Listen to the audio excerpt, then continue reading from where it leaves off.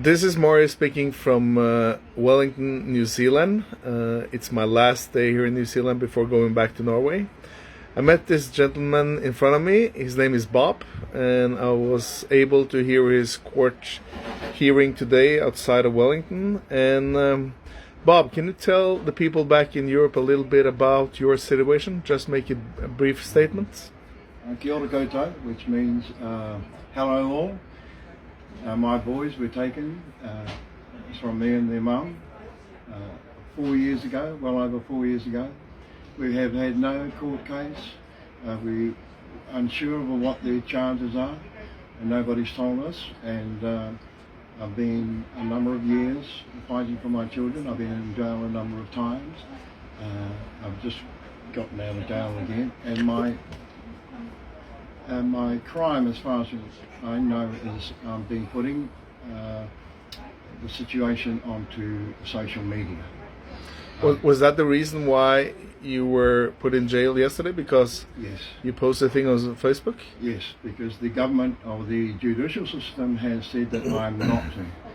And I have done so a number of times, and each time they do it, they've locked me up.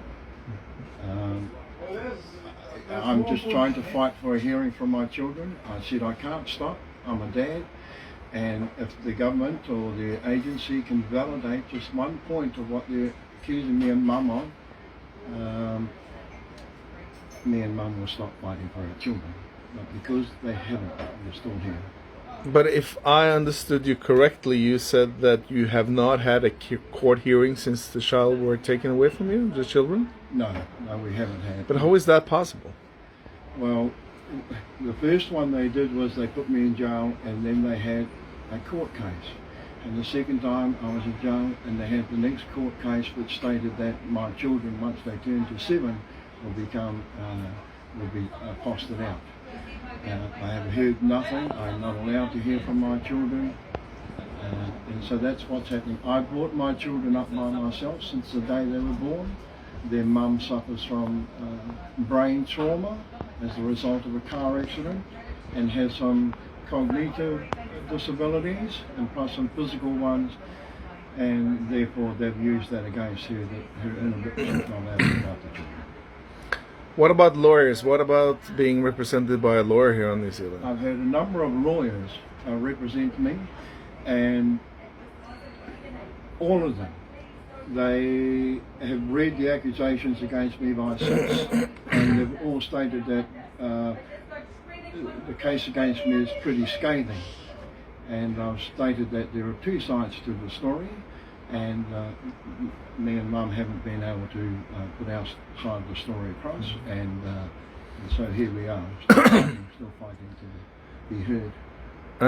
I understand that you are you belong to the indigenous group, right? You're Yes. the Maoris. Yes. Can you tell a little bit about how the Maoris are being treated here in New Zealand?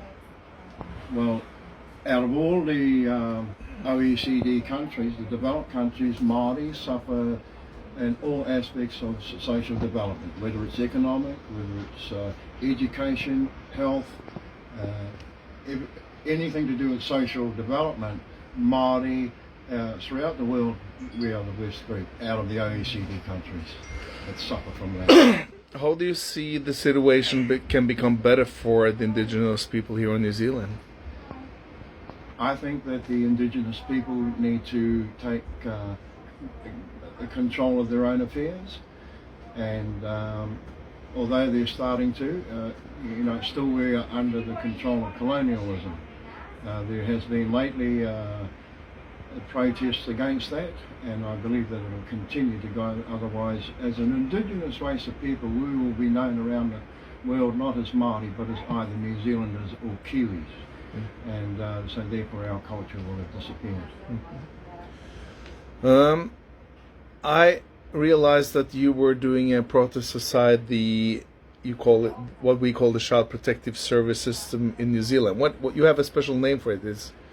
I think it's difficult to pronounce that name. What is it called? It used to be CYFS, Children, Young Persons, Families, but now it's called Orana Tamariki. Now Orana means the well-being of children, and Tamariki means children. But that's a Maori word, isn't it? That's the Māori. So isn't that a bit offensive to you? It's offensive for Māori to have that place call themselves Orana Tamariki when our children are being abused under this agency. Not just Māori children, but lots of children have been abused. Sexually abused mostly, but there are a lot of them have been physically abused as well. And so, that problem is growing in Māori now. How can you fight these human rights crimes taking place here in New Zealand? I mean, can you do it from within? Can you do it here in New Zealand, or do you need international help, you think? It's not possible to do it here in New Zealand because we're having to deal with a colonialist system. So therefore, for Māori, we need to go onto the international stage, to either the European Human Rights Commission or the UN, and even to the International Criminal Court if necessary.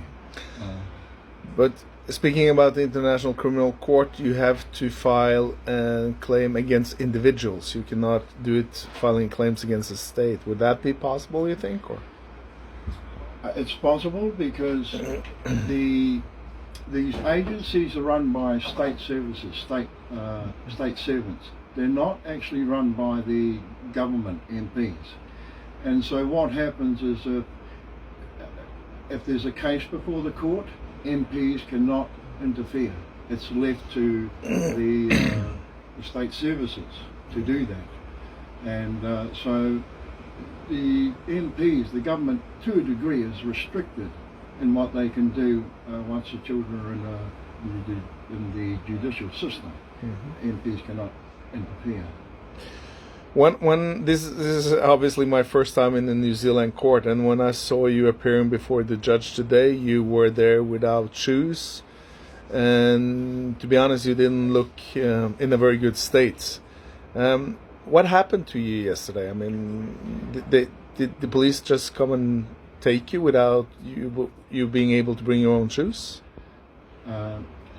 I was preparing for your visit, Marius, and I had notified the police earlier that I wanted them to attend. It was a guest from overseas, and they agreed. And I went to a number of other prominent people in the community, and they agreed.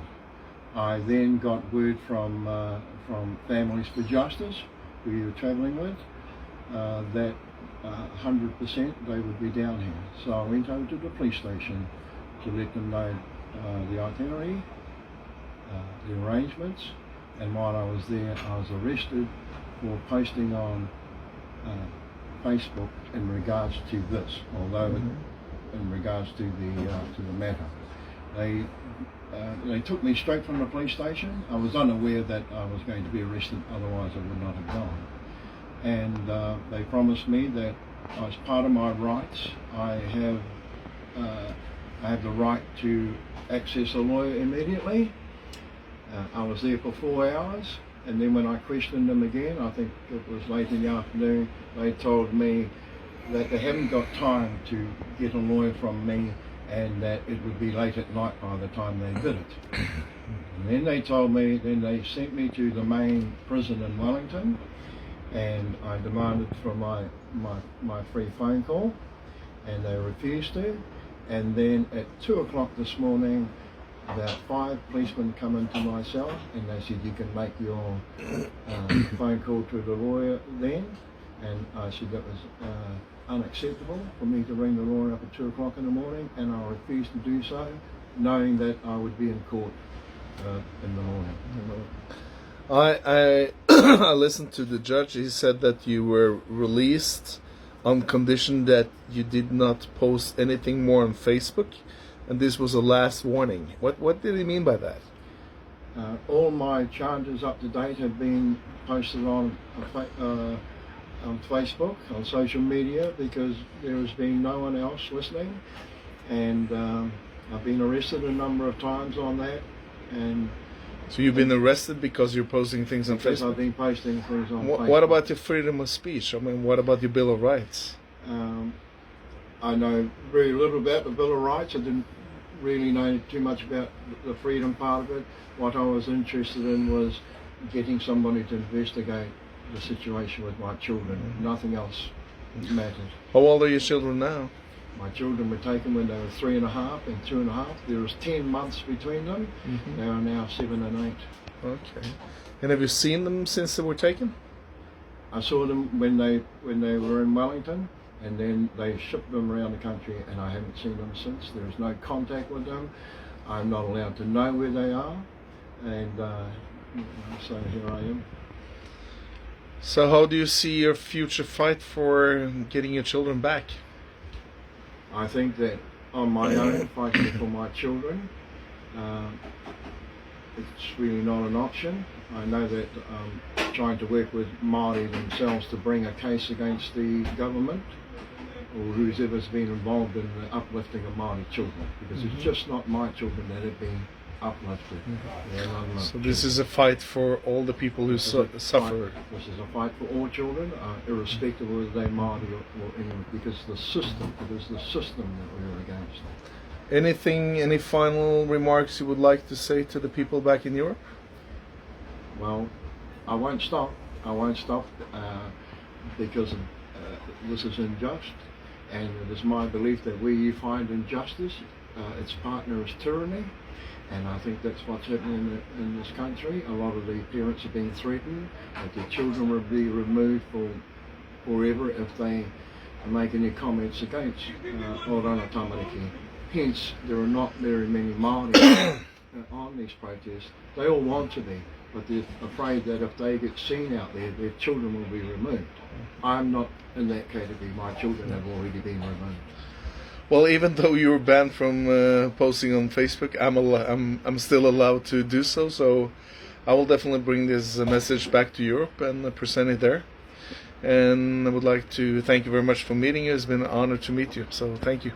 And I'd like to thank you too, and I'd like to, on behalf of the Hapu, which is the local Māori people, I've already spoken to them, and they were very excited about your attendance here, and unfortunately, because I was arrested last night, we haven't been able to complete it, but the information that I've got from you will surely be helpful to our people. Well, my pleasure as well. So we'll keep on fighting. Thank you very much. Thank you. Thank you.